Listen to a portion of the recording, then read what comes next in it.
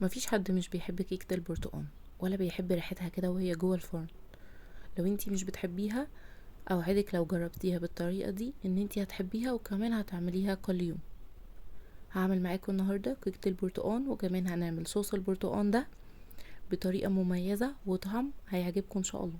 لو انتي اول مرة تشوفيني ما تنسيش تعملي اشتراك في القناة، ويلا بينا نبدأ. عندي 3 بيضات يكونوا بدرجة حرارة الغرفة، سكر، زيت، عصير برتقال، فانيلا.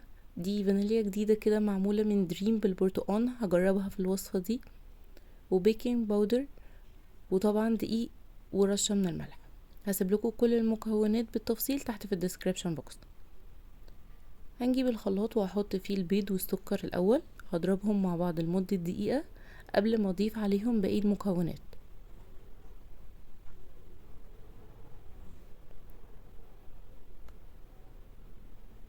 بعد كده هضيف عليهم الزيت وعصير البرتقال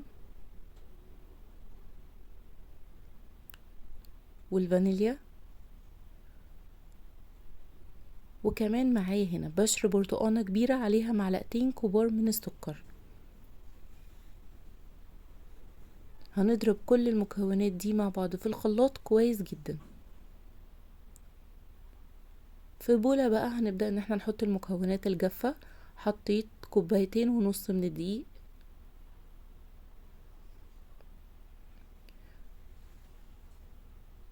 عليهم معلقة كبيرة من البيكنج باودر ورشة من الملح.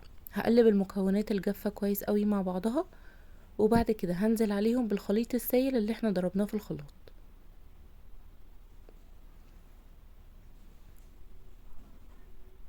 هنقلب بقى كويس جدا. هنا اختياري براحتك، عايزة تقلبي بالمعلقة او بالمضرب اليدوي او كمان ممكن بالمضرب الكهربائي. اهم حاجة عندي النتيجة ان الدقيق كله يدوب كويس جدا.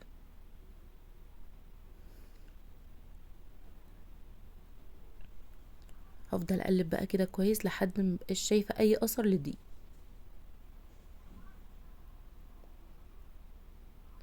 بعد كده هنجهز بقى القالب بتاع الكيكة. حطيت معلقة كبيرة من الزيت، وبالفرشة كده مسحت القالب كله من الجوانب وفي النص.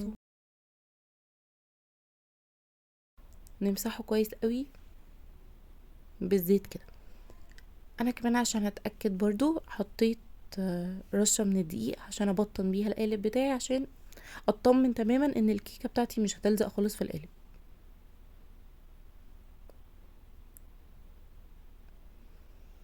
هبدا بقى ان انا اصب الخليط بتاع الكيكه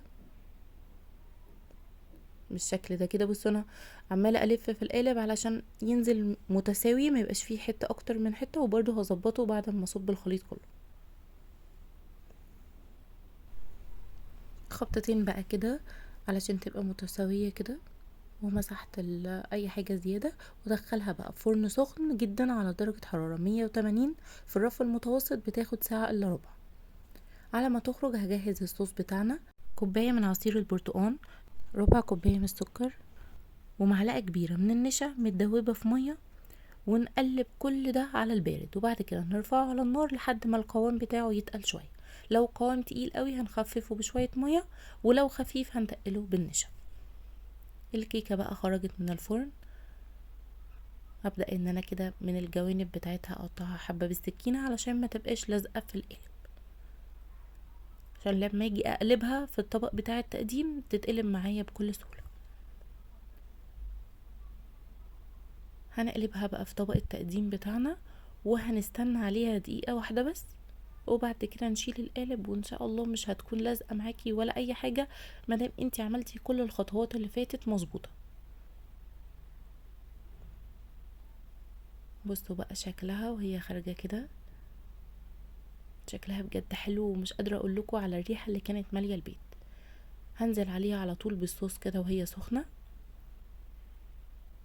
بجد الصوص ده هينقل الطعم في حتة تانية خالص. اتمنى ان انتوا تجربوه ويعجبكم ان شاء الله.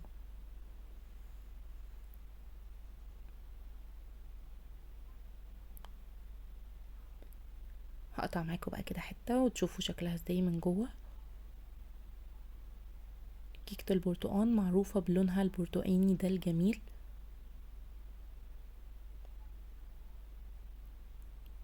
بصوا شكل الكيكة بقى بجد كانت شكلها حلو جدا، وكمان كانت هشة قوي وطرية، وحقيقي الريحة والطعم ان شاء الله ان شاء الله هيعجبكم.